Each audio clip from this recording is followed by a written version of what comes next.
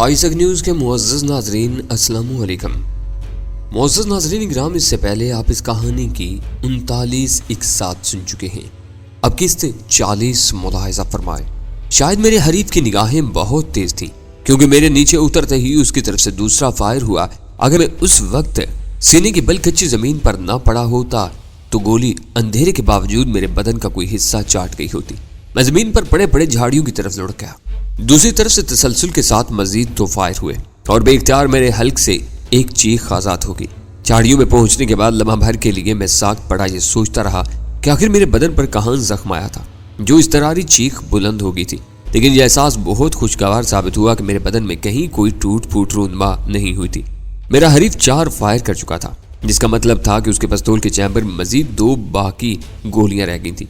लेकिन कभी इम्कान यही था कि उसके पास फाजिल मैगजीन भी रहा होगा, जिसके बल पर वो रात भर मुझे इस वीराने में छुपे रहने पर मजबूर कर सकता था, जबकि मेरा कुल असलहा एक फायर के बाद 6 गोलियों पर मुश्तमिल था।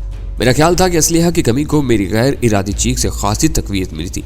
अगर कासिम उस खुशफहमी में मुब्तला हो जाता कि उसने अपनी किसी गोली से मुझे जख्मी कर दिया है तो मुझे घेरने की कोशिश कर सकता था। मैंने झाड़ियों में पनाह लेने के बाद एहतियात से सुर्ख करोला की समत में देखा तो तारों की छांव में वहां सन्नाटा नजर आया।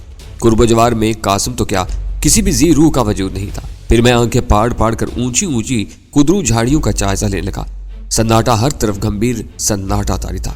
मान मुझे एहसास हुआ कि मैं एक जगह रुक कर अपने लिए मुश्किलात को दावत दे रहा था। मैं जहां कार से उतरा था अमलन वहीं मौजूद था। अगर कासिम मकारी के साथ पेशकदमी कर रहा था तो वही मकाम उसका निशाना होना चाहिए था, क्योंकि उसकी दानिश्त में जख्मी शिकार के लिए अंधेरे में ज्यादा दूर निकलना दुश्वार होता। मैंने खुदरू झाड़ियों में मजीद अंदर घुसकर हशरातुल अर्ज का खतरा मोल लेने के बजाय वापस सड़क पर निकल आने का फैसला किया और फिर सुरात के साथ कोहनियों के बल जमीन पर रेंगता हुआ सड़क पर आया और अपनी कार के पीछे से घूमकर उसी की ओट में अपना मोर्चा जमा कर बैठ गया। वक्त धीमे धीमे गुजरता चला गया, लेकिन सूरत हाल में कोई तब्दीली रूनमा न हुई तो मुझे शुबा होने लगा कि कहीं कासिम घात लगाए उससे इंतजार में न बैठा हो कि मैं कार में फरार होने की कोशिश करूंगा। मैंने एक पत्थर उठाकर होले से झाड़ियों में उछाल दिया। उस हरकत का रद्द-ए-अमल तवक्को के ऐन मुताबिक हुआ। अंधेरे में एक धमाके के साथ शोला सा तैरता हुआ नमूदार हुआ और उसी तरफ मादूम हो गया जहां मैंने पत्थर फेंका था। उसके साथ कासिम की कमीनगाह भी मेरी नजर में आ गई। सड़क पर मौजूद होने की वजह से शोले का मखरज मेरी नजरों में आ गया था, बल्कि फायर से पैदा होने वाली मध्यम सी बारूदी इनकास में मैंने 2 चमकती हुई आंखें भी देख ली थी जो फौरन ही अंधेरे का जुज़ बन गई। मैंने घुटनों के बल सड़क पर पोजीशन लेकर हाथ सीधा किया और उसी समत में गोली चला दी। मेरा वार कारगर रहा, क्योंकि कासिम की दर्दनाक चीख 100% हकीकी थी। मैंने बिला तवक्कुफ उसी जाविये पर दूसरा भी फायर कर दिया और इस बार भी सितारों ने मेरी यावरी की, क्योंकि उस बार कासिम की आवाज में अजियत के साथ गज़ब की झुल्लाहट भी शामिल थी। इस बार शायद उसने भी मेरी पोजीशन देख ली थी। वो गुस्से के आलम में ट्रैगर दबाता ही चला गया। 2 गोलियां सनसनाती हुई आई और कार के बाडी से टकरा कर दम तोड़ गई। उसके बाद फिजा में महज टाइगर की खट खट गूंज कर रह गई। मैंने पूरी कुव्वत से कासिम के कमीनगाह की तरफ तोड़ लगा दी। उसने गुस्से और जल्लाहट में खुद ही अपना भरम खोल दिया था। 7 गोलियां चलाने के बाद उसके पिस्तौल का चैम्बर खाली हो चुका था और मैं उसे दोबारा चैम्बर लोड करने का मौका दिए बगैर उस पर टूट पड़ना चाहता था। मेरे दौड़ते हुए कदमों की आवाज ने उसके औसान खता कर दिए और उसने पूरी कुव्वत से अपनी आहनी पिस्तौल मुझ पर खींच मारी। शायद अपनी चालाकी के जोर में वो भी फाजल राउंड्स नहीं लाया था। पिस्तौल मेरी पिंडली से टकराया तो मैं दर्द की शिद्दत से वहीं बैठता चला गया। मैंने पूरी कुव्वत से दांत भींचकर दर्द की नाकाबिले बर्दाश्त लहर पर काबू पाने की कोशिश की और फिर लपक कर कासिम पर टूट पड़ा, जो झाड़ियों में घुसने की कोशिश कर रहा था। वो जख्मी होने के बायस अपने पैरों पर खड़ा होने के काबिल नहीं था। पहले ही वार में मैंने उसे बुरी तरह रुगीत कर रख दिया। जबड़ों पर पड़ने वाले मुक्कों ने गालबन उसके सारे दांत हिला कर रख दिए थे, लेकिन वो समझ चुका था कि अब उसने हाथ पैर जरा भी ढीले छोड़े तो जिंदा ना बच सकेगा। उसने वहशियाना मार की परवाह किए बगैर मेरे नरखरे पर हाथ डालने की कोशिश शुरू कर दी और मैं उसे छोड़कर उठ गया। उसने मेरी टांगों से लिपट पड़ने की कोशिश की, लेकिन मैंने ठोकरों से उसे पीछे उलट जाने पर मजबूर कर दिया। ठहरो ठहरो डैनी, मेरी बात सुनो। वो बुरी तरह हाँफते और कराहते हुए बोला। शायद उस दौरान में मुगलजात के तबादले में आवाज की बिना पर वो मुझे पहचान चुका था, लेकिन उस वक्त मेरे सर पर खून सवार हो चुका था। कासिम के हाथ तारिक समेत मुतअद्दिद इंसानों के खून में रंगे हुए थे और वो मेरी आज़ादी का भी दुश्मन हो चुका था। अपने मफाद के लिए उसने A2 के खिलाफ मेरे साथ समझौता किया, लेकिन A2 की खुशनुदी के जरिए बड़ा फायदा मिलने की उम्मीद पर मुझसे दगा करने पर तुल गया। ऐसे खुदगर्ज कातिल और गद्दार को जिंदा छोड़ना अपनी जात पर जुल्म के मुतरादिफ होता। वो कत्लो गारतगिरी का बाजार गर्म करने के बावजूद कानून की गिरफ्त से महफूज था। زندہ رہتا تو نہ جانے اور کتنے انسانوں کو موت کے گھاٹ اتارتا۔ میں نے پوری قوت سے اس کی پسلیوں میں ٹھوکر رسید کی اور پھر اپنا بھرا ہوا پستول لے کر آگے بڑھا اور اس کے نال سے قاسم کے ہلتے ہوئے دانتوں پر ضرب لگائی تو وہ بری طرح تڑپ اٹھا۔ پھر اس سے قبل کہ وہ میری اگلے قدم کا اندازہ لگاتا، میں نے اس کے سینے پر گھٹنا رکھ کر پستول کی محب نال اس کے دہانے میں ڈالی اور فوراً ہی ٹریگر دبا دیا۔ گولی اس کے دہانے سے گزر کر اس کا بھیجا پھاڑتی ہوئی باہر نکل گئی۔ اس کے حلق سے ایک لرزہ انگیز ادھوری سی چیخ نکلی اور پھر اس کا بدن خاک میں اچھلنے لگا۔ اسے وہیں پرانے میں تڑپتا چھوڑ کر میں وہاں سے واپس ہو لیا۔ سکندر علی کے بعد قاسم تنظیم کا دوسرا اہم رکن تھا جو میرے ہاتھوں کے افریق کردار کو پہنچا تھا۔ وہ بذات خود خونی تھا، اپنے مالی مفاد کے لیے شہر میں ہیروئن کی منڈی پھیلانے کے چکر میں تھا۔ توقیر کے اشارے پر میرے لیے خطرہ بن چکا تھا، لیکن پھر بھی اس خون پر میرا دل بوجھل ہو گیا تھا۔ مجھے کسی مجرم کو سزا دینے کا کوئی اختیار نہیں تھا۔ اس فرض کی انجام دہی کے لیے ملک میں متعدد ادارے کام کر رہے تھے، لیکن مجبوری یہ ہے کہ جرائم کے استعداد کے قوانین میں جا بجا جھول پائے جاتے ہیں۔ وکالت کا فن اس قدر ترقی پا چکا ہے کہ سچ کی جڑیں تلاش کرنے میں مدتیں لگ جاتی ہیں۔ گواہ پہ در پہ پیشیوں اور ذاتی سطح کی نکیلی اور زہریلی چرا سے اکتا کر گواہیوں سے دستبردار ہو جاتے ہیں، اور ان سب مراحل سے گزرنے کے بعد جب قانون تعزیر حرکت میں آتا ہے تو سزائیں مضحک کا خیز نظر آتی ہیں، کیونکہ کتابوں میں وہی طرز ہے۔ اس دور میں جرم کے محرکات تیزی سے بدل رہے ہیں، معاشرے پر جرم کے اثرات ہمہ گیر ہوتے جا رہے ہیں، لیکن سب کی روک تھام کے لیے وہی ایک صدی پرانا قانون چلا رہا ہے جس کی موجودگی میں کوئی عادل چاہتے ہوئے بھی کڑی سزائیں تجویز نہیں کر سکتا۔ قاسم قاتل تھا، لیکن اس کے اعترافات کے باوجود اسے قاتل ثابت کرنا میرے لیے ناممکن تھا۔ وہ ہیروئن کی تجارت کا پشت پناہ تھا، لیکن اسے کون ثابت کرتا؟ اسے قانون کی تحویل میں دے کر میں خود کو اسی گورکھ دھندے میں الجھا لیتا، ہوشیار ہو جاتا۔ قاسم کو بہترین قانونی مشاورت فراہم کی جاتی اور میری انسداد منشیات کی مہم ادھوری رہ جاتی۔ توقیر کا غیر قانونی کاروبار دن رات پھلتا پھولتا رہتا اور توقیر کسی روز موقع پا کر راستے میں پڑے ہوئے کسی روڑے کی طرح مجھے ٹھوکر مار کر ہمیشہ کے لیے اپنے راستے سے ہٹا دیتا۔ میری دانست میں آئینی اصلاحات اور طرز حکومت سیاستدانوں کے محبوب مشاغل ہیں۔ ایک عام شہری کا تعلق صرف قانون سے ہوتا ہے جس میں کبھی کوئی بڑی تبدیلی نہیں آتی۔ ایک دیہاتی یہ جاننا چاہتا ہے کہ کوئی اس کے مویشی چرا کر لے جائے اور ان کے واپسی کے لیے بھنگ یا زرتاوان طلب کرے تو قانون اس کی مدد کیا کرتا ہے؟ اور اس بارے میں آج بھی وہی قانون رائج ہے جو برسا برس پہلے انگریز نے اپنے مفادات کی پرورش کے لیے اس سرزمین پر رائج کیا تھا، جس کا بنیادی فلسفہ یہ تھا کہ ہر قانون میں ابہام رکھا جائے تاکہ وقت ضرورت اس ابہام کا فائدہ سرکار پرستوں کو دیا جا سکے۔ انگریز چلا گیا، جمہوریت سے امریت تک بھانت بھانت کے نظام ملک میں رائج ہوتے رہے، آئین بنتے اور بگڑتے رہے، لیکن قانون وہی نوآبادیاتی چلے آتے ہیں۔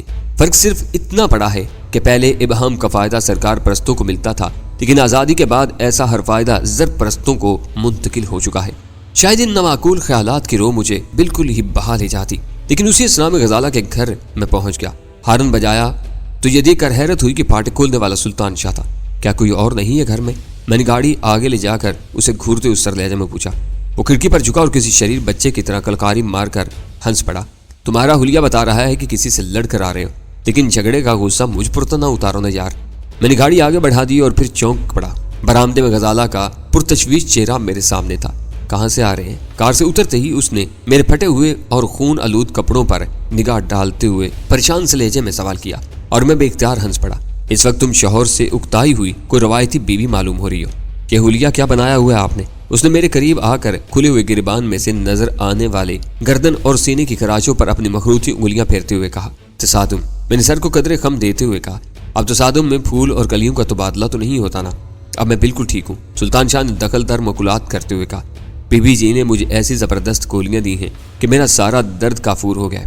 کل سے میں تمہیں تنہا باہر جانے نہیں دوں گا۔ بی بی جی گولیاں دینے کی ماہر ہے۔ میں نے ازراہ مذاق کہا، کون سی گولی دی انہوں نے تم کو؟ ہومیوپیتھی میں ہڈیوں کی چوٹ کی ایک بہت مؤثر دوا ہے، وہی خوراک دی تھی اسے، اور یہ پورے گھر میں دوڑتا پھر رہا ہے۔ غزالہ نے سنجیدہ لہجے میں کہا، بس یہ خیال رکھنا کہ سلطان شاہ دوڑتا وہ گھر سے باہر نہ نکل جائے۔ میں نے سلطان شاہ کی کمر پر ہاتھ مارتے ہوئے کہا اور آگے بڑھ گیا۔ غزالہ کے والدین غالباً سو چکے تھے کیونکہ مکان میں سناٹا چھایا ہوا تھا، لیکن غزالہ اور سلطان شاہ میں عجیب سی مفاہمت پیدا ہو چکی تھی۔ غزالہ میرے ساتھ لگی میرے کمرے تک چلی آئی اور اس کی آڑ میں سلطان شاہ بھی وہیں آ پہنچا۔ اب آپ بتائیں کہ کیا کر کے آ رہے ہیں؟ غزالہ نے میرے بستر پر بیٹھتے ہوئے سوال کیا، اور سلطان شاہ کی ناقدانہ نگاہیں میرے جسم میں کسی ٹوٹ پھوٹ کے امکانات کا جائزہ لینے میں مصروف ہو گئی۔ قاسم سے آج نجات مل گئی، میں نے ایک گہری سانس لیتے ہوئے کہا اور پستول جیب سے نکال کر ایک طرف رکھ دیا۔ وہ بہت اونچا اڑ رہا تھا اور کسی بھی وقت میرے لیے خطرہ بن سکتا تھا۔ یہ تم نے برا کیا، سلطان شاہ مایوسانہ لہجے میں بولا، وہ تو میرا شکار ہونا چاہیے تھا، ہر وقت بچوں جیسی باتیں نہیں کرتے۔ میں نے قدر ترش لہجے میں کہا، ضروری نہیں تھا کہ وہ تمہاری گرفت میں آ ہی جاتا، میں اسے بمشکل تمام گھیرنے میں کامیاب ہو سکا تھا۔ پھر ان دونوں کی استفسار پر میں انہیں دن بھر کی کارگزاری سے آگاہ کرنے لگا۔ جہانگیر نے تمہارا ساتھ دینے سے صاف انکار کر دیا تھا۔ میرے خاموش ہوتے سلطان شاہ نے تحیر اور بے یقینی کے عالم میں سوال کیا۔ دوستی اپنی جگہ ہے، اس وقت وہ A2 کی طرف سے جان کے خوف میں مبتلا تھا، اسی وجہ سے مجھ سے کنارہ کشی اختیار کرنا چاہ رہا تھا، لیکن اب اسے بھی اپنے فیصلے پر نظر ثانی کرنا ہوگی۔ کیا اس سے بھی بڑھنے کا ارادہ ہے؟ غزالہ نے سوال کیا۔ نہیں، اس نے برا وقت پڑنے پر دوستی کو بالائے طاق رکھ دیا، مگر میں ایسا نہیں کروں گا۔ البتہ معلومات گلوانے کے لیے اسے بلیک میل ضرور کروں گا۔ قاسم کا انجام اسے بہت کچھ سوچنے پر مجبور کر دے گا۔ یہ باتیں تو اب ہوتی رہیں گی، آپ لباس کیوں نہیں بدل لیتے؟ میں نہاؤں گا، میں نے کسل مندانہ مسکراہٹ کے ساتھ کہا۔ شاید میری داہنی پنڈلی زخمی ہو گئی ہے، پہلے اس کی ڈریسنگ کر دو۔ وہ بیچاری فوراً ہی میری پنڈلی لے بیٹھی۔ میں نے بھی اس وقت پہلی بار زخم دیکھا تو پنڈلی کی ہڈی نیلی پڑی ہوئی تھی، کئی جگہ سے جلد ادڑ کر زخم پر خون کے لوتھڑے چم گئے تھے۔ بہت بری طرح چوٹ آئی ہے، غزالہ نے زخم صاف کرتے ہوئے کہا۔ فرم بھی آ گیا ہے، کہیں ہڈی نہ ٹوٹ گئی ہو۔ ہڈی ٹوٹی ہوتی تو اپنے قدموں پر کھڑا ہونا بھی دشوار ہو جاتا۔ بس تم ڈریسنگ کر دو، 2-4 روز میں زخم ٹھیک ہو جائے گا۔ قاسم کی موت سے ایک اور بھی مسئلہ حل ہو گیا ہے، غزالہ بولی۔ آپ کے چکر میں وہ کامران تک پہنچ کر تنگ کر سکتا تھا، کم از کم اب وہ خطرہ ٹل گیا ہے۔ میں سگریٹ سلگاتے ہوئے ہنس دیا، بشرطے کہ وہ پہلے ہی اس بارے میں رکشی کو باخبر نہ کر چکا ہو۔ وہ کچھ بھی نہیں کر سکے گی، سلطان شاہ نے حقارت امیز لہجے میں کہا۔ شاید قاسم کی موت کی خبر ہی اس کا حوصلہ ختم کر کے رکھ دے گی۔ ہمیں اس کے بارے میں سوچ کر اپنا دماغ کھپانے کی ضرورت نہیں۔ تم اسے اچھی طرح نہیں جانتے، میں اسے بہت قریب سے دیکھ چکا ہوں۔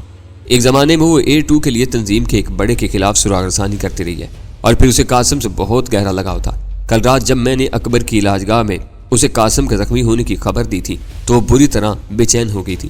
قاسم کا بدلہ لینے کے لیے وہ خود بھی حرکت میں آ سکتی ہے، لیکن تنہا ہوگی۔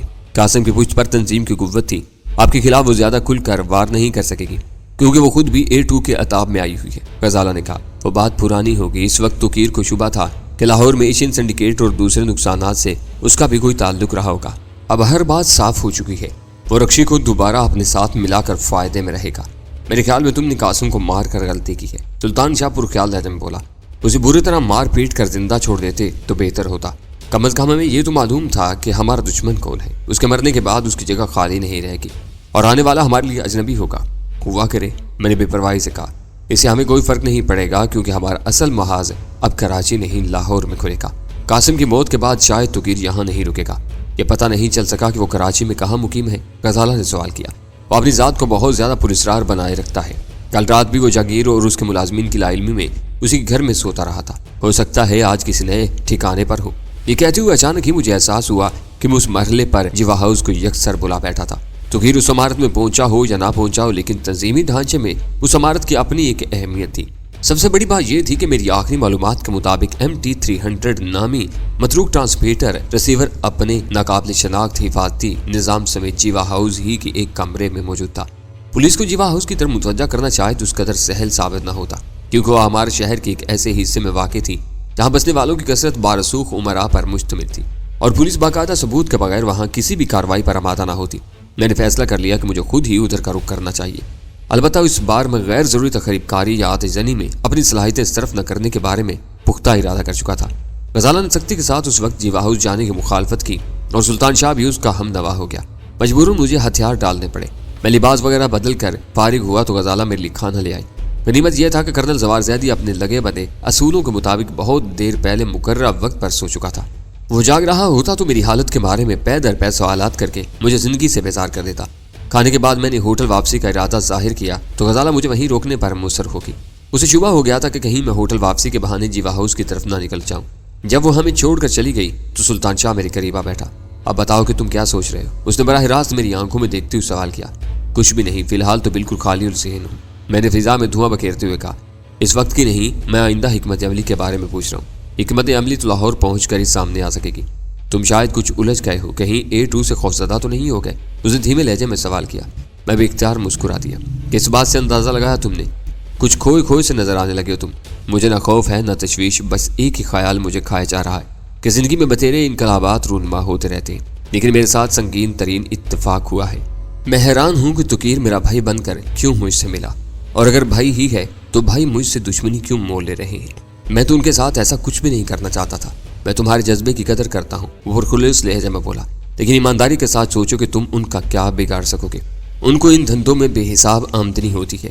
میدان خالی ہوگا تو 10 نئے تکیر پیدا ہو جائیں گے۔ جب تک نشے کے طلبگار ختم نہ ہوں گے، ہر نشے کی تجارت پروان چڑھتی رہے گی۔ یہ سب نظریاتی باتیں ہیں، میں انہیں زیادہ اہمیت نہیں دیتا۔ ایسے دھندے قانون کے خون سے کبھی ختم نہیں ہوتے، کیونکہ سزا کے مقابلے میں لالچ کا عنصر ہمیشہ بہت بڑا ہوتا ہے۔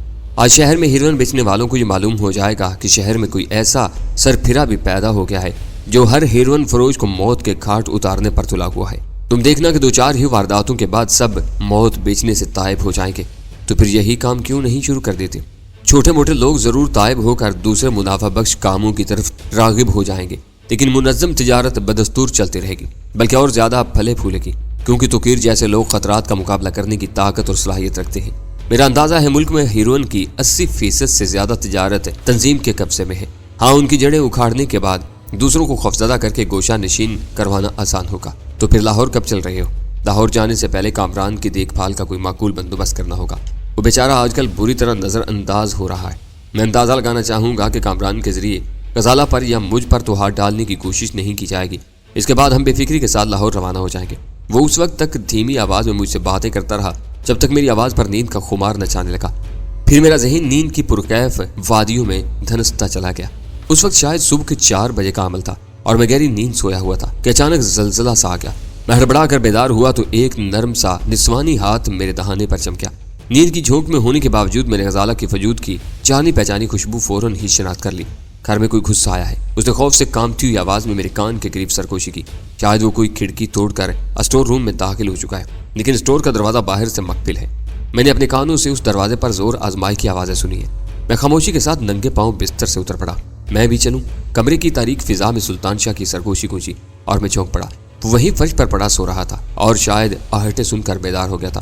تم غزالہ کے ساتھ اسٹور کے اندرونی دروازے پر پہنچو، میں باہر سے گھوم کر اسٹور روم میں داخل ہوتا ہوں، میں نے ٹٹول کر اپنا پستول سنبھالتے ہوئے کہا۔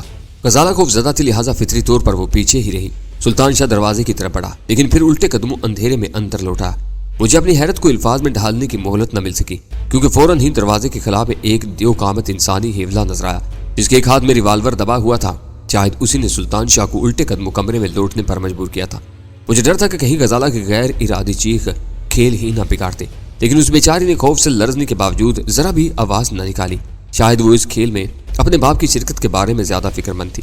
ہینڈز اپ، دیو قامت اجنبی نے بھاری سرگوشانہ لہجے میں کہا۔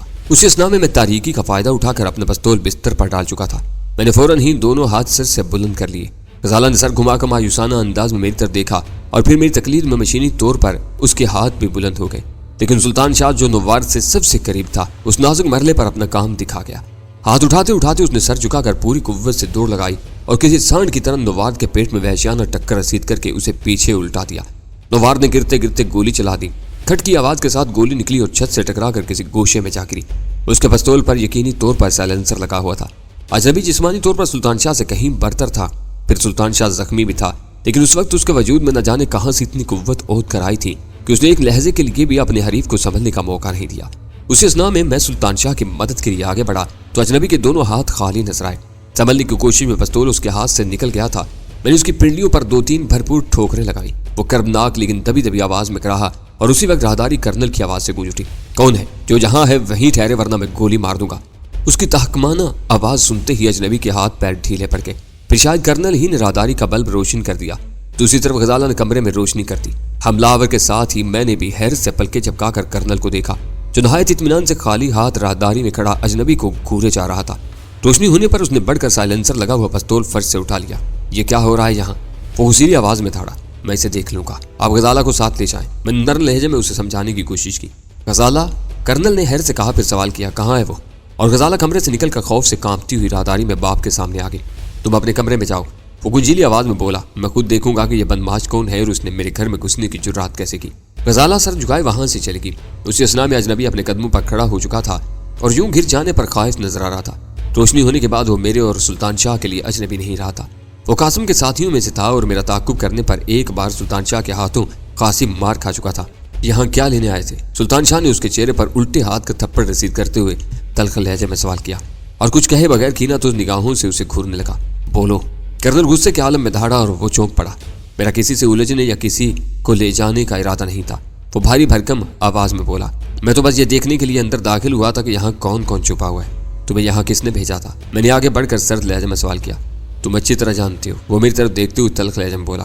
قاسم سے میرا رابطہ قائم ہو گیا ہوتا تو شاید اس وقت میری جگہ وہی موجود ہوتا۔ اس گھر کی نشاندہی کس نے کی؟ اس کے لبوں پر استحضاء کا مسکراہٹ ابھری اور سلطان شاہ نے بلا تعامل اس کے چہرے پر تھپڑ رسید کر دیا۔ اس بار آنے والے کے دہانے کے سرے سے خون کی پتلی سی لکیر بہ نکلی۔ بولتے رہو گے تو عافیت میں رہو گے، میں نے بدستور سرد لہجے میں کہا۔ زیادہ اڑنے کی کوشش کی تو ادھیڑ کر یہیں کسی گوشے میں دفن کر دیے جاؤ گے، کسی کو تمہارے انجام کی بھنک تک بھی نہ مل سکے گی۔ میرا وہ روپ کرنل زوارزیادی کے لیے تحیر امیز تھا۔ وہ مجھے یوں حیرت سے دیکھ رہا تھا جیسے میرے سر پر سینگ نکل آئے ہوں۔ آج دوپہر قاسم نے مجھے گلشن اقبال میں اکبر کی علاج گاہ پر مامور کیا تھا۔ وہ آستین سے خون کی لکیر صاف کرتے ہوئے بولا، وہاں مجھے کامران نامی ایک مریض کے ملاقاتیوں پر نگاہ رکھنی تھی اور ایک آدھ کا تعاقب بھی کرنا تھا تاکہ اس کا ٹھکانہ دیکھ سکوں۔ آج شام کو یہ وہاں پہنچا تو میں چونکنا ہو گیا۔ یہ کہتے ہوئے اس نے کرنل کی طرف اشارہ کیا تھا اور کرنل میری استفسار طلب نگاہوں کے جواب میں اسبات میں سر ہلانے لگا تھا۔ واپسی بار میں نے اس کا تعاقب کیا تو یہ گھر نگاہ میں آ گیا۔ قرب و جوار میں رہنے والوں سے تسلی بخش معلومات نہ مل سکی۔ دوسری طرف قاسم سے بھی رابطہ ختم ہو گیا تھا، لہذا آج رات میں نے خود مکان میں گھسنے کا ارادہ کر لیا۔ کم از کم مجھے اتنا ضرور معلوم تھا کہ آج صبح سے قاسم پوری شدت کے ساتھ تمہاری تلاش میں تھا۔ میرا اندازہ درست ثابت ہوا، لیکن یہ میری بدقسمتی ہے کہ میں اندر گھس کر خود الجھ گیا۔ آپ جائیں، اب اس سے میں نپٹ لوں گا، میں نے غزالہ کے باپ سے مخاطب ہو کر کہا۔ دل کھول کر میرے سامنے اس کی مرمت کرو، پھر اسے پولیس کے حوالے کر دیں گے، کرنل نے تیز لہجے میں کہا۔ اور وہ اس کا باپ قاسم کون ہے؟ میں اسے بھی پکڑواؤں گا، آخر ان لوگوں نے خود کو سمجھ کیا رکھا ہے۔ میں سب ٹھیک کر لوں گا، اب جا کر آرام کریں۔ میں نے نرم لہجے میں دوبارہ اسے سمجھانے کی کوشش کی اور غنیمت یہ ہوا کہ اس بار اس نے بے چوچراں میری بات مان لی۔ اس پستول کا کیا کرو گے؟ اس نے ہاتھ میں تھامے ہوئے بے آواز ہتھیار کے بارے میں دریافت کیا۔ اسے ضبط سمجھیے، فی الحال ساتھ لے جائیں، بعد میں کہیں تلف کر دیں گے۔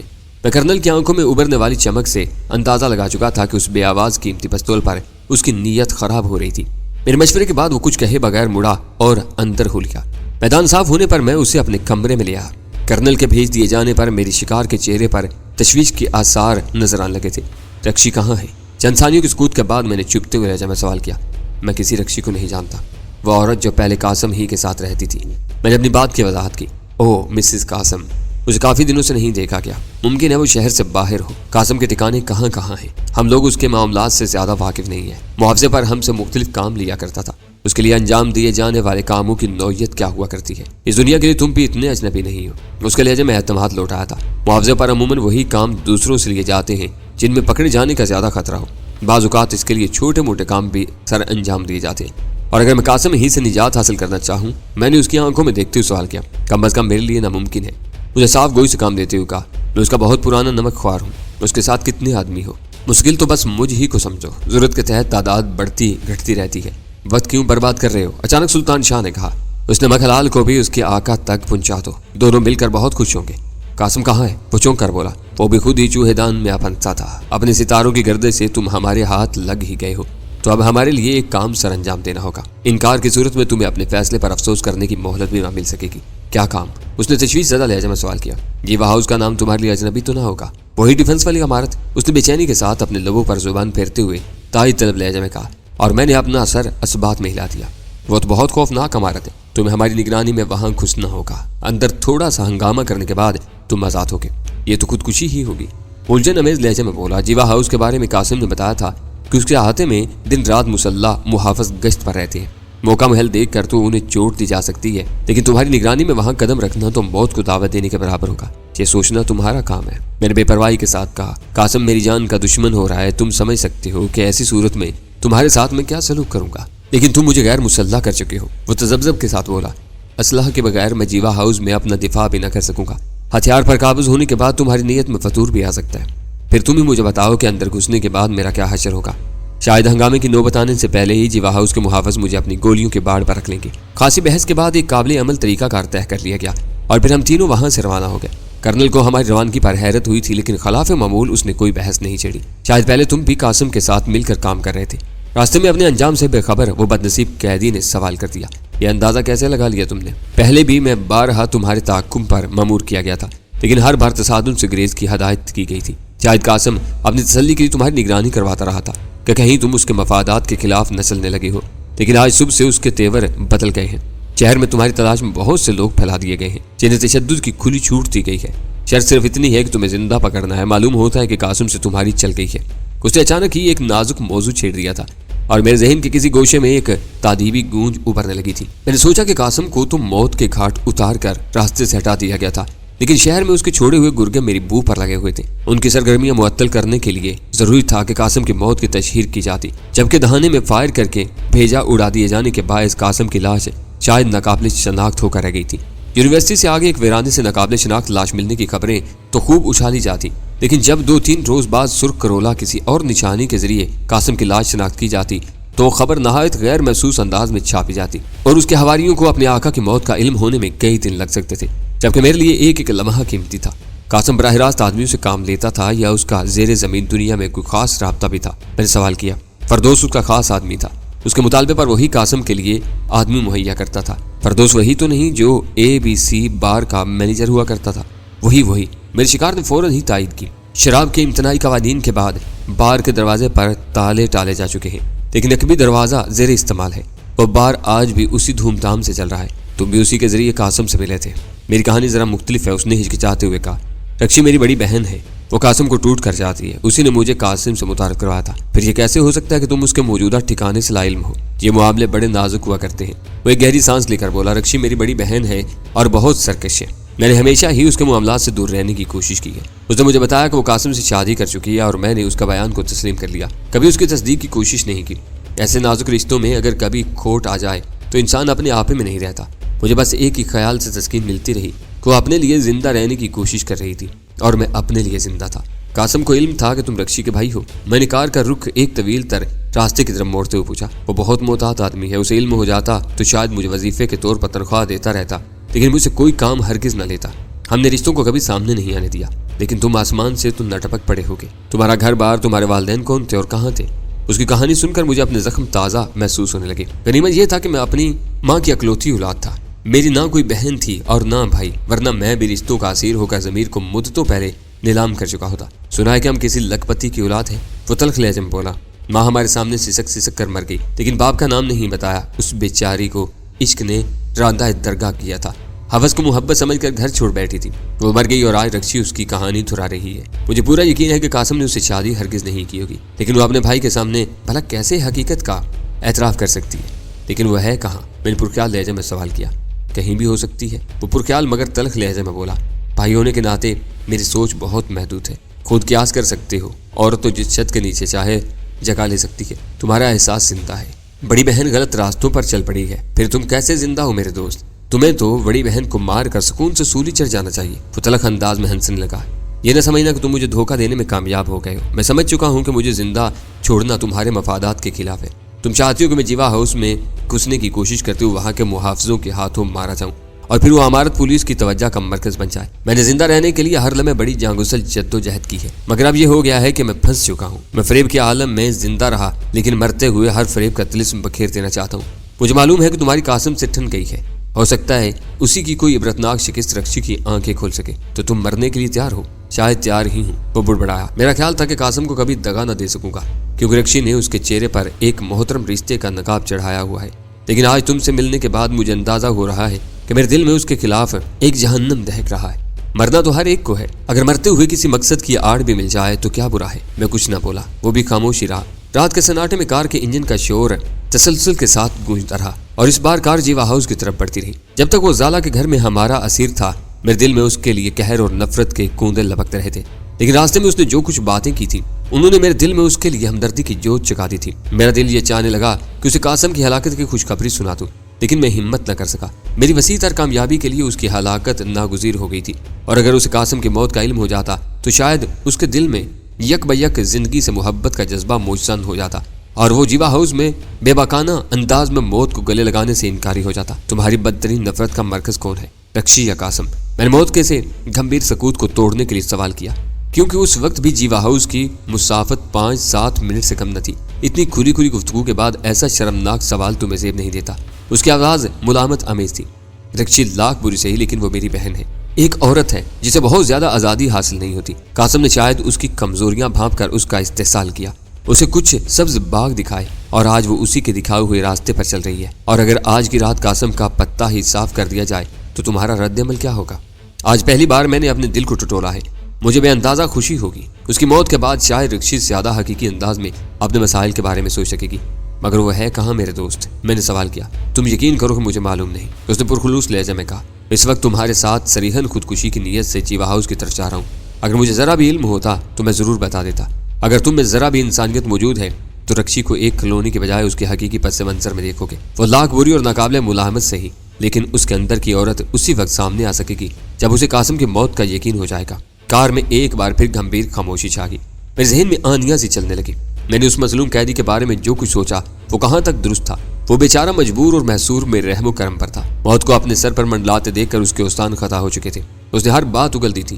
اپنی بہن رکشی سے لے کر قاسم تک ہر کردار کی اصلیت اور ڈرامے میں شرکت کا اعتراف کر بیٹھا تھا، بلکہ حقیقت یہ تھی کہ اس نے اپنی زندگی کا ہر راستہ مسدود کر کے میرے لیے کامیابیوں کی راہ کھول دی تھی۔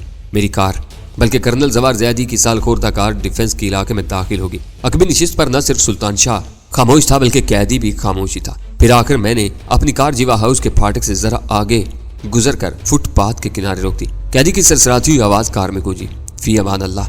مجھے صدمہ سا ہوا کہ ایک قاتل اور مجرم بھی اپنے انجام کو لبیک کہتے ہوئے انہی کلمات کا سہارا لینے پر مجبور تھا جو مظلوم اور معصوم لوگوں کی رہنمائی کرتے ہیں۔ کار سے اتر کر وہ جیوا ہاؤس کے آہنی پھاٹک کی طرف بڑھا۔ پھر شاید اس نے پھاٹک پر دستک دی کیونکہ فضا میں آہنی ارتعاش کی آواز بلند ہوئی۔ بڑے پھاٹک کی بجائے ذیلی دروازہ کھلا۔ اس میں ایک انسانی حیولہ نظر آیا۔ پھر دستک دینے والا اچانک ہی لہرانے لگا۔ شاید اسے کسی شدید ضرب کا سامنا کرنا پڑا تھا۔ میں نے بے دریغ دستک دینے والے لہراتے ہوئے حیولے پر فائر کر دیا اور اپنی کار تیزی سے آگے بڑھاتا چلا گیا۔ چند منٹ بعد میں ایک ویران پبلک بوتھ سے پولیس کو اس حادثے سے باخبر کر رہا تھا۔ میں نے صرف اسی قدر بتانے پر اکتفا کیا تھا کہ جیوا ہاؤس کے پھاٹک پر دو فریقوں میں خون ریز فائرنگ کا تبادلہ جاری تھا اور قرب و جوار کے مکینوں کی زندگیاں بدترین خطرات سے دوچار تھیں۔ اس کے بعد نتائج کا مشاہدہ کرنے کے لیے وہاں نہیں رکا تھا بلکہ تیز رفتاری کے ساتھ غزالہ کے مکان کی طرف روانہ ہو گیا تھا۔